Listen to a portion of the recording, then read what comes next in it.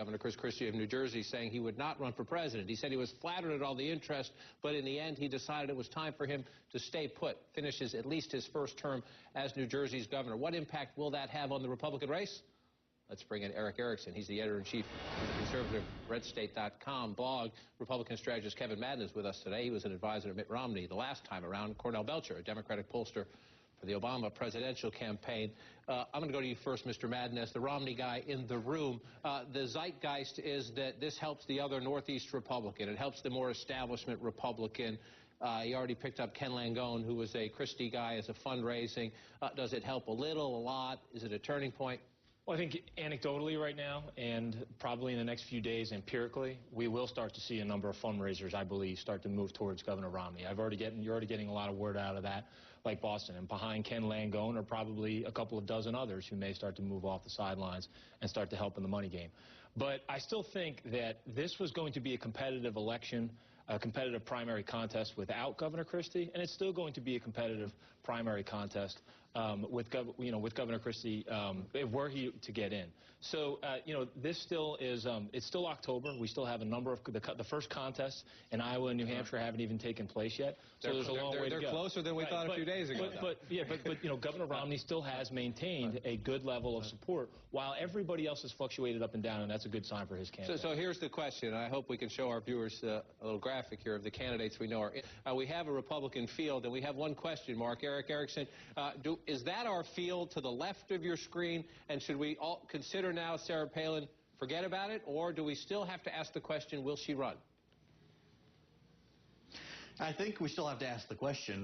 There is a report out that her lawyers have been making inquiries into early ballot access dates, although we don't know if that happened recently or some time ago, and some of those deadlines have changed.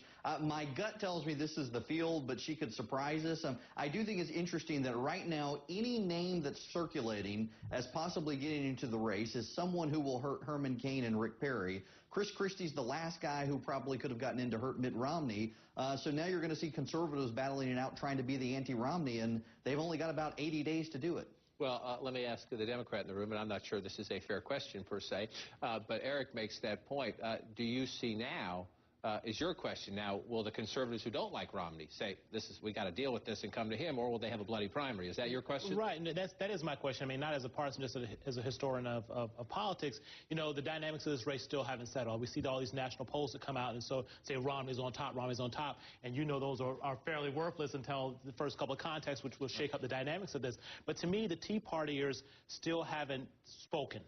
And if you look at what they did the last election, the midterm elections, where they took out sitting incumbents and they were organized and they were energized, to me, whoever gets the energy and the power of the Tea Party behind them, and that primary is going to be hard to beat. Well, you can see Governor Romney trying to make a concerted effort. He seems to view this right now as a race between him, Romney, and Rick Perry, the Texas governor. Anybody disagree that that is the principal dynamic in the race right now? No. Silence. We don't get that very often. All right. So what you have, among other things, is this. I'm going to hold this up, and it's kind of clever, kind of not clever. But the Romney campaign was handing this out in New Hampshire. It looks like a nice glossy book, right? This is Rick Perry's plan to get America working again. Shows the Texas governor firing off a handgun on the front of the cover here. Now, I want to show you this. It says here, you can't see it, but you have to trust me, paid for Romney for president. And then, again, this is the Perry economic plan. Those pages are empty. Mr. Madden, you were working there full time last time. You would have been a bit more creative than this. But this is where we are in the campaign. Romney is trying to find a way to essentially push Perry out, saying doesn't have an economic plan. Can't win the election. Look, and I think that's something that has, that's a fundamental that's still in this race right now. Governor Romney has made very clear why he wants to be president. He's laid out a very articulate, very detailed vision, 59 points on an economic plan and a 160-page booklet. You know, oftentimes reporters always say we don't have any details. In this case, you have a lot of details.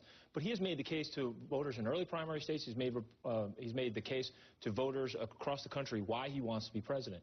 And I think one of the big problems here is that Rick Perry didn't decide to get into this race only until August.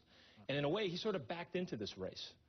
And I fundamentally believe that you cannot say that you want to be president of the United States by backing into a race. You have to really want it, and you have to really have a vision, a detailed vision about to take to the American public about why you want to be president, and he has done that. And I think that's been the fundamental difference here. And Christie decided not to do that in the end. And I was talking to somebody very close and very involved in the governor's decision who said two big political points. One, when Minnesota Governor Tim Pawlenty, the former governor, when he dropped out and Perry got in, the Christie source told me there's a groundswell then saying, Governor, we need you in the race. We need another candidate in the race. And then they said it went off the charts. Eric Erickson, about 10 days ago when Rick Perry had what everybody would agree was a shaky debate performance. They say at that point people of incredibly high stature across the Republican spectrum came to Governor Christie and said, sir, you need to reconsider. When you saw him today, Eric, he was funny at times. He can be combative. There was a little bit of that today. He was in command of that room as he called on reporters. I have to assume we take him at his word. He just decided it's not for me. I like him. Is there a hole still in this field, or are we fine? You know, Republicans never like their candidates historically. I mean, the last time anybody got really energized about a Republican candidate was in 1980 with Reagan. Seriously, look, in 88, you had a big fight with George H.W. Bush where he was just the Reagan heir, and 92, Republicans weren't excited about him. In 96, Bob Dole, woohoo. In 2000, everybody just presumed it was going to be George W. Bush, but he didn't have that excitement at first. He built it. And that happens with most of these candidates, and they will. You know, I do have to say about Chris Christie today, he answered more questions in one press conference today than Mitt Romney, Herman Cain, Rick Perry, Michelle Bachmann, and the rest of the field combined, including with all their answers. Eric, Governor Romney's done a lot of interviews. Really impressed. Trust me, he's done a lot of interviews. I will say you're exactly right. I was really impressed. I was too. I was too. But I will say you're right about Governor Perry. Governor Perry hasn't sat down with any editorial boards. He's not sitting down with really that many interviews, and he hasn't really been. The only scrutiny he's gotten is on a debate stage, and on that debate stage, he's had a terrible go of it. Could Governor Christie have won the Republican nomination? It's interesting. Could he have won the Republican nomination? Here's a guy who, look, he's very aggressive and he gets a lot of support because he's gung-ho on the issues of the day, spending, the economy, taxes, dealing with the union entitlements in his state of New Jersey. However, as a Republican in a primary, as a guy who said 6 or 7 months ago, path to citizenship for illegal immigrants, who has supported some gun controls, would there be enough forgive and forget for Chris Christie? Look, I was one of those guys in 2008 that said there's no way that John McCain, given his historical problem with conservatives and on many of the big issues that we've had, could win the nomination. And he won the nomination. So I would never say never. It would have been a very competitive path, though. I think just on the organizational side and the money side, it was a challenge just getting in the slate. But if he were to take a look at the race earlier in the year cycle, there's no saying that he couldn't do it. All right, a quick break. Hold on. We're going to get Mr. Belcher more involved next time because President Obama was in Governor Perry's home state of Texas today, but his sights on one particular Republican back here in Washington. Here's an afternoon email from the Obama Deputy Campaign Manager, Jim Messina. Though it's been nearly a month since he laid out his plan, House Republicans haven't acted to pass it. Well, that's fair enough. But the Senate is controlled by the President's party, the Democrats. And look at what happened there when Republicans called for a vote on the Obama jobs plan.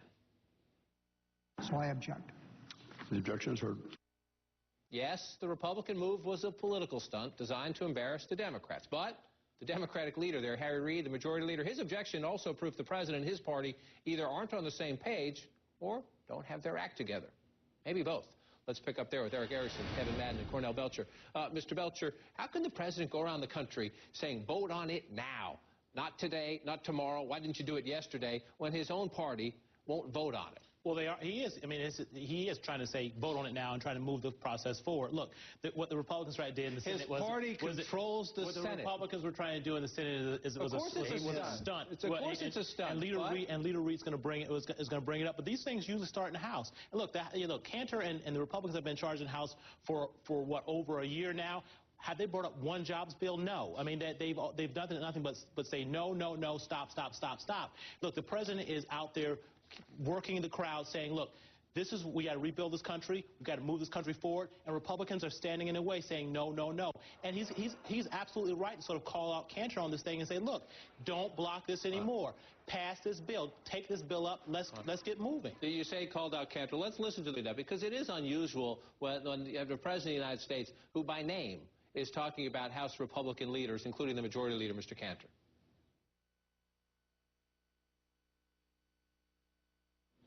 Oh, we don't have that there. The tape froze. But he said, if Mr. Cantor came down here to Dallas to explain what exactly in this jobs bill does he not believe in, essentially the president calling him out. But my point, and I want to let the Republicans into the conversation in a minute, but does that lose credibility when your own party, maybe Harry Reid can't get all the Democrats to vote for it. Some of them might have a re-election question, and it might be embarrassing. We know he probably can't get 60 votes because no Republicans will help out, or at least very few Republicans will help out. But shouldn't he just bring it up and have a vote and then point fingers? You're acting like Senator, the leader Reid isn't going to bring it up. He is going to bring it up, but he's not going to fall into Republican stunts. But the problem is going to be on the House. The problem's not going to be on the Senate side. The problem's going to be on the House side, where, quite frankly, they want to continue to stand in the way of really wealthy people paying their fair share. Wait a second, Cornell. This doesn't make any sense. This doesn't make any sense. Washington, it's not supposed to make sense. If the president wants real optics, yeah, if you want the optics of it, you do what they did on health care. You do what they did on the budget reform. You do what they did on the deficit. You have the Senate pass it and then go to the House and say the House isn't passing what the Senate passed, not start in the House. The only reason they're saying start in the House is because they can't get it past the Democrats in the Senate. Look, the Senate Democrats killed his budget 98-0, and now he can't even get a majority in the Senate to pass his jobs bill because he's become a paper tiger as a president. He's blown his political capital, and Harry Reid may bring up his bill, but my God, you got the president saying do it now, do it yesterday, and Harry Reid saying, well, I'll do it someday, just not today. Look, Eric's exactly right here, and the problem that the president has here goes beyond the pageantry, and it goes beyond the flawed message. It's that it fundamentally underscores just how incompetent he is as an executive. This was a jobs plan that was presented pretty much as a press release attached to a political campaign. There was no plan to have, with the Senate Democrats on putting together the structure that they were going to need to get 50 votes on this. If this bill was voted on today, it wouldn't have even gotten 50 votes. And that would have been even... In many ways, Harry Reid saved him from even greater embarrassment. No, well, no. I mean, look, the problem has been the House holding this up the whole time. Look, Harry Reid, Senator Reid is going to move forward when he's ready. The problem, no one thinks that the problem is going to be the House. The problem is the problem is ready. The problem is going to be the House. We got 9% unemployment. You know this because you've done the polling around the country that the president is also toxic. You have folks like Senator Tester out in Montana saying that he is against the president's proposal. You have Senator Webb in Virginia, a very big battleground state, saying that this is a terrible approach. This is a big problem. Again, look, no, it's not, but this is a problem that you're never going to get support in key states from key senators. Look, on the Democrat side, you're never going to get all the Democrats to rally around one thing. That's just the way it is. But the problem on this, the problem why this bill won't pass, this bill's not moving, is not going to be the Democrats in the Senate. It's going to be the Republicans in the House. There's more than one reason why Senator McCaskill is not with the president tonight. So then have a vote. Have a vote. That's what we do in a democracy, but not always more. Yeah, have a vote, Harry Reid. Hold on. I want to Republicans plan. Let's have a vote on that. You've been in charge for how long now?